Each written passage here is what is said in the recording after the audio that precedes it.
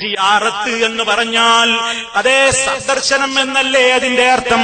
നമ്മുടെ കുടുംബത്തിൽ എന്തോ അല്ലാത്തവരായിട്ടോ ധാരാളം ആളുകൾ മരണപ്പെട്ട് കിടക്കുന്നില്ലേ, മക്ബറകളിൽ കിടക്കുന്നില്ലേ. ഇടക്കിടക്ക് ആ ഖബറുകളൊന്ന് പോയി കണ്ടുകൂടെ?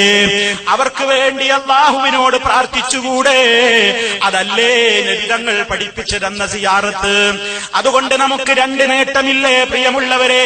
ഒന്ന്, നമ്മുടെ പ്രാർത്ഥന അല്ലാഹ് സ്വീകരിച്ചുവെങ്കിൽ അല്ലാ എന്റെ ഉമ്മാക്ക് പുറത്തു കൊടുക്കണേ, എന്റെ ഉപ്പാക്ക് പുറത്തു കൊടുക്കണേ, എന്റെ ഉപ്പാപ്പാക്ക് പുറത്തു കൊടുക്കണേ, എന്റെ പെങ്ങൾക്ക് പുറത്തു കൊടുക്കണേ, ഈ ഖബറിലുള്ള മുസ്ലിമിന് പുറത്തു കൊടുക്കണേ അല്ലാ എന്ന പ്രാർത്ഥന അല്ലാഹ് സ്വീകരിച്ചെങ്കിൽ ദുആ ചെയ്തതിന്റെ കൂലിയും നമുക്ക് കിട്ടി. ആ പ്രാർത്ഥന കബൂലായിട്ടുണ്ടെങ്കിൽ അതാ ആ ഖബറിൽ കിടക്കുന്ന വ്യക്തിക്ക് അല്ലാഹ് ശാന്തി നൽകില്ലേ? അതും മാത്രമല്ല പിന്നെയോ നമുക്ക് മരണചിന്തയുണ്ടാകില്ലേ?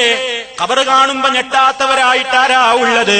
ഖബറെന്നു കേട്ടാൽ തൽക്ഷണം ഞെട്ടേണ്ടതാ,